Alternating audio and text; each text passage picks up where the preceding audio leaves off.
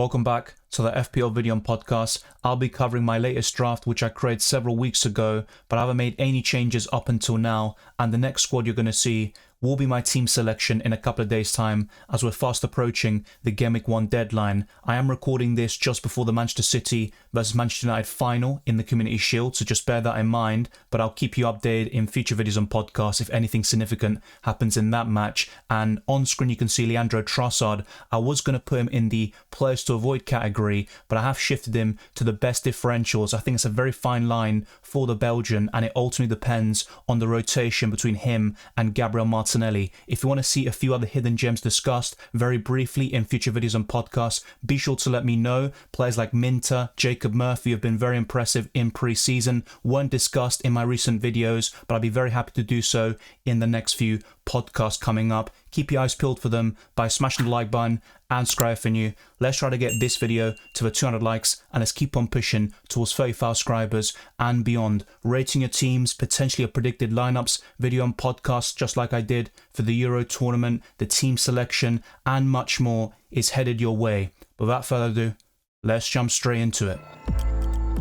As usual, we have to pick 2 goalkeepers, 5 defenders, 5 midfielders and 3 forwards using a budget of 100 million. We pick a starting 11 with 4 substitutions, including your second goalkeeper. And in terms of the chips, we have the bench boost, free hit, triple captain and 2 wildcards, one for the first half of the season and another one for the second half of the campaign. And I have been asked several questions such as, can we make substitutions during the game week? And the simple answer is no, you can't. You also can't change the captaincy. You pick one captain and your starting 11 and it's fully locked in once the first game of the game week has commenced. If you have any other questions or comments, be sure to let me know down in the comment section below. But let's start off with the 2 goalkeepers.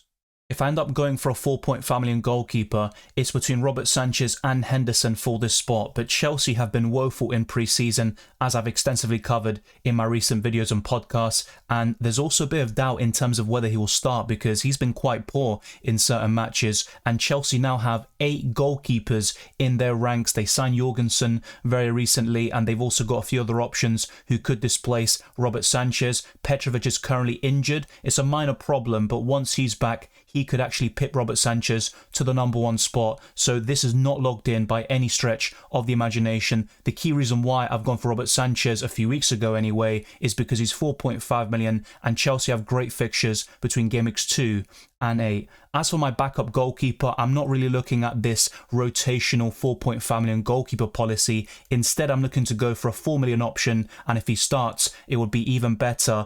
And I think the most likely goalkeeper at that price range would be Fabianski, but keep an eye out for Bentley from Wolves. If Jose Sa doesn't start in game week 1, we could see the beginning of the end there for Jose Sa in FPL terms, but I'm still not too sure about that. I personally think Areola and Jose Sa will be the starting goalkeepers for West Ham and Wolves respectively, and the only way that changes is if those goalkeepers leave their clubs, which opens the door for Fabianski and Bentley. William Saliba made a massive difference to that Arsenal defence in the 4-1 victory over Bayer Leverkusen. Once he came off and Arsenal made a lot of changes, Leverkusen scored that late consolation goal, but I think Arsenal will be able to keep many clean sheets this season, despite not keeping any during any of the pre-season friendlies so far, and that Leverkusen performance was by far their best. If they can perform to that level, they've got a great chance of competing all the way, just as they did last year, and Saliba is still worth that 6 million price tag, despite facing Aston Villa, Spurs and Man City all away from home in the opening 7 game weeks of the season. And Arsenal's fixtures don't really get better for a continuous run until after game week 12, which is a bit of a concern, but they're still able to get results both home and away against the best clubs in the country. Next up is another 6 million defender, and I might change this structure and downgrade one of these defenders in the end, but it's still worth considering going for a Saliba, maybe Ben White or Gabriel, depending on your preference, and also a Gvardiol. I wouldn't go for 2 Arsenal defenders based on their fixtures, but going for one from Man City and Arsenal is a nice balance, and Gvardiol is by far the best option to cover Manchester City defensively, even over Ederson or Ortega, and I personally think Ederson will be the starting goalkeeper. Akanji would be my second favourite way of covering the Citizens' defence, but I think Gvardiol is more nailed on. He can play left back and centre back, and to be fair, the likes of Ake and Akanji are also quite versatile, but they don't have the goal threat or assist threat that Gvardiol has, and he showed it in abundance towards the end of last season when he went on a great run to help Man City clinch the title. Now, the third option will be a 4 million defender who's a nice short-term option, but I don't really back him in the long term. But Barco is someone to consider. He's the most exciting 4 million defender. If you want to go for a more nailed-on option, you've got plenty from Southampton, as I'll cover very soon, and also a few others I've really talked about, like Wout Faes and Vestergaard from Leicester. There are plenty of 4 million options at your disposal, but Barco is my favourite for the time being. Once Estupiñán is back, you'd probably expect Barco to drop to the bench, but they can coexist as both players are able to play as a left mid or even as a left winger, and Barco has done so during his time at Boca Juniors. So he'd be a nice option for the first 3 or 4 game weeks, and ideally he'd start against Ipswich Town in game week 4 because the opening 3 games for Brighton are very poor on paper. Now, my fourth defender is a 4.5 million option, and we are stacked in this position and at that particular price point. But one of the best ones, in my opinion, could be Mykolenko, who was very underrated last season. He does pick up quite a lot of injuries, which is always a concern, but if he can stay fit, I think he can match Branthwaite or Tarkowski as the highest scoring Everton defender, and he's also 0.5 million cheaper, which is very significant. He's decent for bonus points and assists, and the clean sheets could still be quite productive from Everton. I still think they can keep over 10, maybe not as many as last season, but still enough to make Mykolenko a solid choice in this position. Now, the fifth and final defender at the moment is Lewis Hall. I think he's a mega differential who could start most games for Newcastle at left back, but bear in mind that Livramento can also play there. The same goes for Dan Burn, and Newcastle are heavily linked with Mark Gay, and you'd expect him and Fabian Schär to be the main centre-back partnership until Botman comes back. Then you've got plenty of squad depth in that position, and Dan Burn could be moved to the left-hand side. But I think Lewis Hall will play more games than Dan Burn at left back, and that's why I'd recommend him as a 4.5 million defender who's also a mega differential. An Arsenal attacker is still viable for the opening 11 game weeks of the season, where they have very tough fixtures, and Saka is right amongst there as one of the best midfielders in FPL. He has produced over 200 FPL points in back-to-back seasons, also getting double digits in goals and assists in that time frame. So Saka isn't underrated, so to speak, but I do think more people should talk about him in the FPL community because he has done it time after time again. He looked very sharp coming on against Bayer Leverkusen. That was his first bit of action since the Euros, and he's very consistent for the Gunners. He can play multiple positions, but nowadays he mainly plays as a right winger, but whenever called upon, he can play absolutely anywhere on the pitch, and he's a creative source with 91 key passes last season. He also took over 100 shots, so the underlying numbers are there. He produces good numbers, and I could see him getting to 15 plus in terms of goals and assists this season. Only in the Premier League. Across all competitions, these numbers could be significantly higher as well. Next up is going to be a 9.5 million midfielder who offers tremendous value.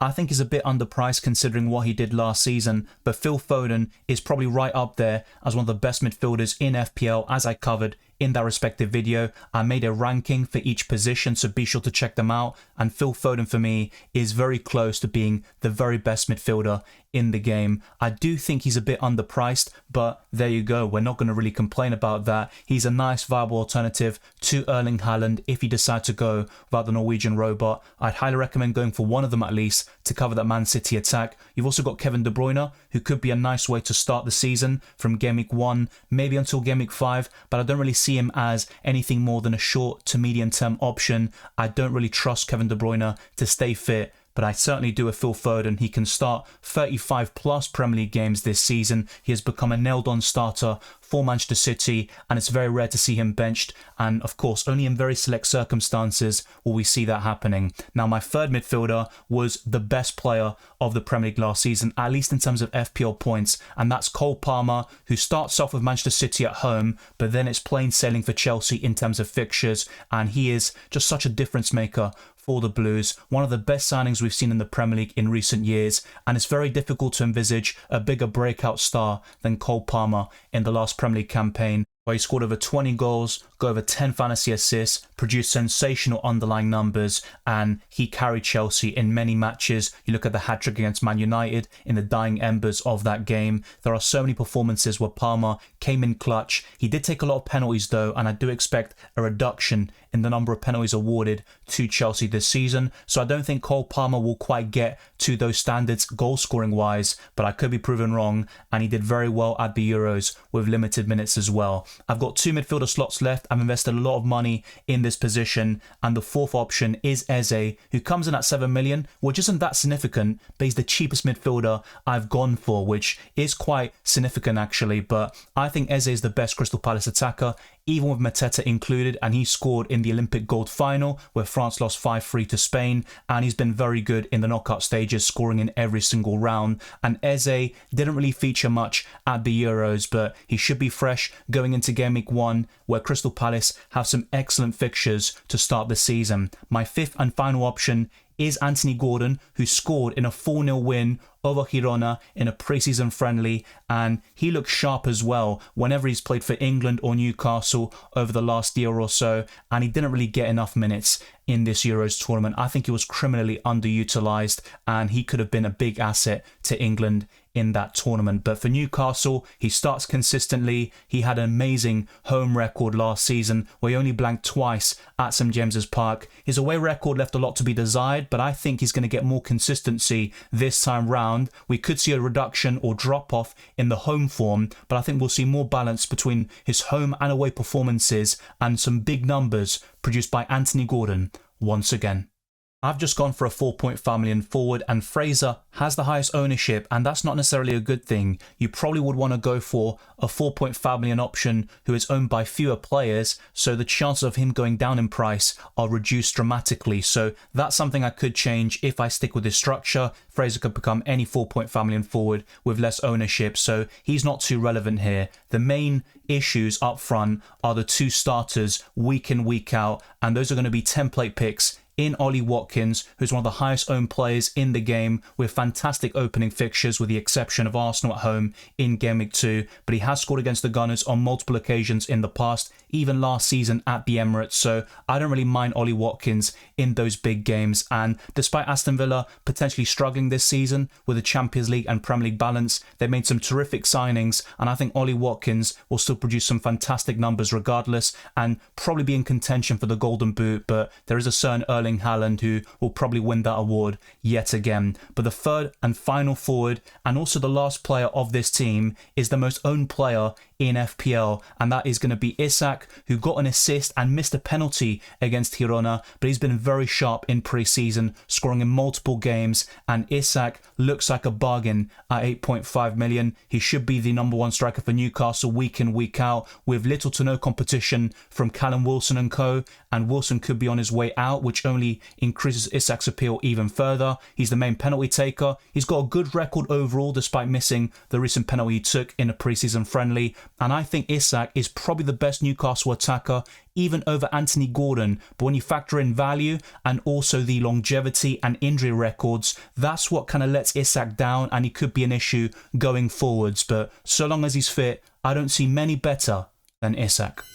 My starting 11 would consist of Robert Sanchez in goal, but if Fabianski becomes the number 1 goalkeeper for West Ham yet again, he would definitely start over Robert Sanchez. Despite both of them having tough fixtures, I'd still fancy West Ham against Aston Villa slightly more than Chelsea against Manchester City. My back three could also comprise of Saliba, Lewis Hall and Gvardiol, with Eze, Palmer, Foden, Gordon and Saka as the midfield 5, with Watkins and Isak up front. They would start every single week if I go for both of them in my final 15-man squad. And my bench has Fabianski currently, Mikalenko, Barco and Fraser, or any 4.5 million forward. I'm not really too concerned about that. I know a lot of you are going for an 8-man attack, so 5 midfielders and 3 forwards who are all of high quality, but that could result in benching headaches, which isn't necessarily a bad thing, but you can have some bench points from time to time, and it can lead to some frustrations there. I typically like to go for 5 midfielders and 2 forwards, or maybe even go for a 3-4-3, for example,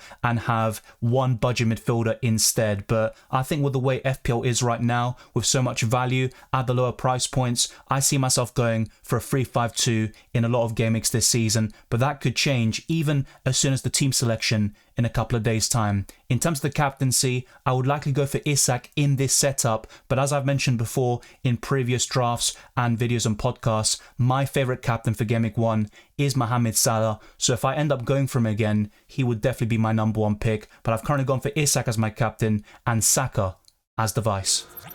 Check out all of the links in the description below, including Drafthound, which you can see on screen. My favorite feature is the player rankings. You can toggle it to anything of your choice. At the moment, it's on chance of scoring in Game Week 1. Haaland is top with 61%. We've also got Son, Salah, Gakpo, Palmer, Odegaard, Jackson, Isak, Foden and Johnson all in the top 10. You can go to chance of assisting, and in that case, Odegaard will be top with 33% chance of assisting. De Bruyne, Borro, Salah, Maddison, Palmer, Foden, Son, Fernandes and Johnson also in the top 10, and these are updated on a regular basis. The same goes for predicted lineups and any feature you use within the website. So by using my link and becoming a pro paid team member, you gain access to all of these algorithms and data, and they are very helpful when making your final decisions in terms of team selection. It might be a transfer in future weeks or the captaincy.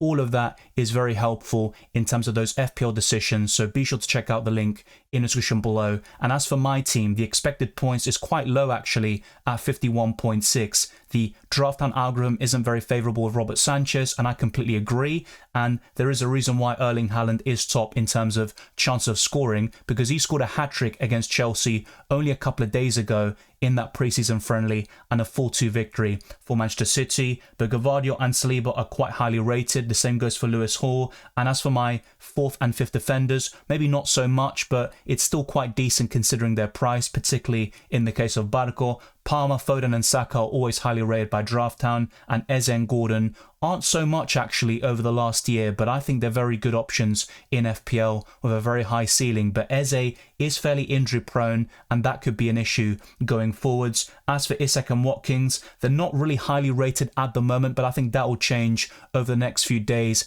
as we approach the Game Week 1 deadline. And as for the captaincy, they're recommending Cole Palmer with Foden as the vice, and that would increase the expected points to 52.9. They've also got Mikalenko first on the bench over Barco, which is completely fine by me, to be fair, and that's what I've gone for in my own setup. So let me know your thoughts down in the comment section below, and have you used Drafthound before? What are your teams looking like at the moment? And if you want your teams to be rated in a potential live stream or rating your team's video, then be sure to send them on Twitter and Instagram and also the Discord server. But thank you very much for watching this video and listening to this podcast. If you enjoyed it or found it useful, then be sure to smash the like button and subscribe if you're new. Let's try to get this video to the 200 likes, and let's keep on pushing towards 35 subscribers and beyond. Follow me on Twitter and Instagram, DylanRCM, and check all the other links in the description below for my Discord server, the FPL League, the Patreon, and the championships for early access to my videos, amongst many other perks, and also Spotify. Leave a 5-star review